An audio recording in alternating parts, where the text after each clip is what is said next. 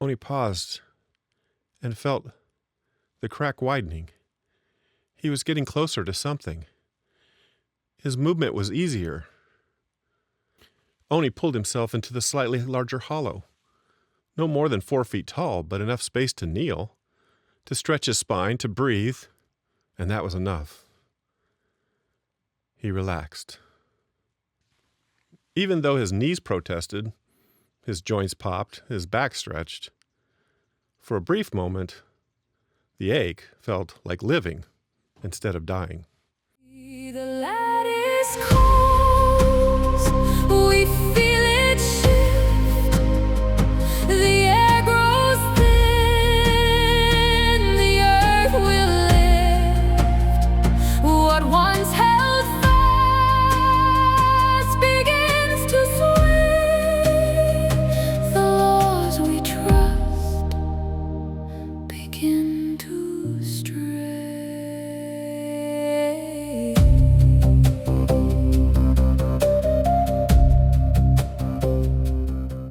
Batu was already crouched near the far side of the pocket, one hand braced against the wall, peering into the narrow continuation where the draft was strongest.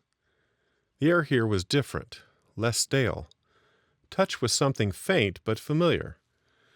Oni wiped sweat from his brow with a filthy sleeve and looked to Batu, following the line of his attention into the dark above. Marja crawled in next, panting, her breath loud in the cramped air. The beam of her lamp wobbled against the low ceiling as her shoulders rose and fell. Is it another dead end? Oni turned his light toward Batu and the narrow continuation above.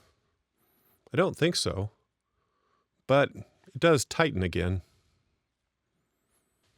Batu leaned a little farther into the slot, peering into the dark where the draft sharpened.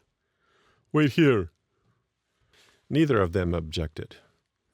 He slipped forward into the constriction, shoulders angling as he disappeared into the rock.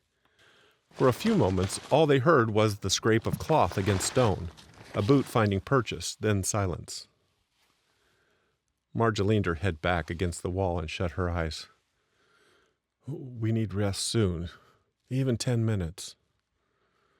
I know, Oni said, and if we stop too long, we'll stiffen up and never get moving again. He could already feel his thighs knotting, his shoulders stiffening. Batu appeared moments later, dirt smeared across his forehead, a raw scratch running along his jaw. His breathing was deeper than before, his usual steadiness showing the strain. He wiped his brow with the back of his hand, squinting at Oni and Marja. Good news. If the mountain doesn't kill us, the smell will. I think I just crawled through a 1,000-year-old goat. Marja gave a tired sound that might have been a laugh. This passage, not made by water, he said more seriously. His fingers traced the unnervingly regular gouges in the rock. Too uniform. These edges, they were widened. By what? Marja asked. Not what. Who? Batu replied. That sat heavily in the air. Oni's mind ran through half a dozen possibilities. Miners, explorers, smugglers. But the deeper question gnawed at him. Who climbs this far into a mountain just to carve a way up? And why seal it? Marja felt her stomach tighten. Human hands meant intention, and intention meant story. Yet she could not decide which unsettled her more, the thought of forgotten herders carving a ritual path to the sky, or men hiding something they never meant found. Her fingers brushed the spine of her journal. Part of her wanted to write the moment down, to anchor it in ink, but another part whispered, live first, record later. Oni looked at the opening again. Where does it go? Batu nodded. Up. Batu, stone-faced, said, rest now. This is going to be hell of climb. Oni didn't reply. He just turned and opened his pack. Rest. They rested there, ate protein bars in silence, drank cautiously from shared bottles. No one spoke about how little they had left. Marja counted the sips she took, imagining them disappearing one by one, trying not to picture the moment the bottle ran dry. For a long time, the only sound was chewing, dry and slow, the bars tasting like cardboard and paste in their mouths. As it mixed with dust and micro debris they'd been breathing, it coated their sinuses and throats. This, paired with the rationing of water, made the bars go down like swallowing sandpaper dipped in glue, every bite dragging its way down, leaving behind a chalky trail that no amount of careful coughing would clear. Then Batu, clearing his throat, said, "This reminds me of when I was boy," he said, his voice echoing softly. "Winter storm, snow up on roof of family yurt. We were sealed in for days. My mother told us stories of the wolf spirits, how they guarded us in the storm, but only if we kept laughing." Marja leaned her head against the wall, eyes half closed. "Did you?"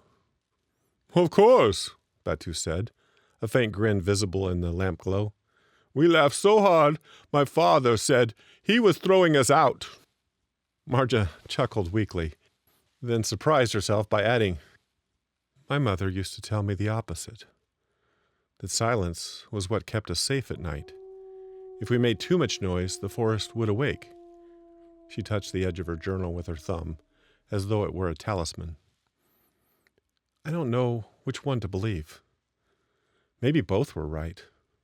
Laughter keeps you alive in storms. Silence keeps you alive in forests. What I learned is that survival doesn't care about truth, only about what works long enough to see another sunrise." Oni, who rarely volunteered much beyond the technical, stared at his hands for a moment. "My father," he began, then paused. His voice was softer than they'd ever heard it. "He used to take me to dig sites in Ukraine. When he was working, he'd let me sit in the spoil heaps and look for pottery shards. Told me that if I found even one rim fragment, I was helping history remember itself." His mouth twitched in something like a smile. "I suppose that was his way of keeping me safe, giving me something to search for instead of worrying about storms or silence.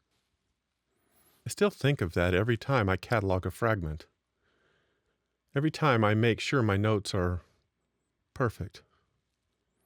The silence that followed wasn't heavy this time. It was shared. Human. Batu ate his last bite from his bar and said, "Well, maybe your father was right, Oni. Maybe history is laughing at us right now. 3 people chewing tasteless bricks in the guts of an old goat." Marja laughed out loud, a dry, strained laugh, but real. Even Oni let out a breath that almost counted as one. For a moment, the dark chamber felt less like a tomb and more like a shelter.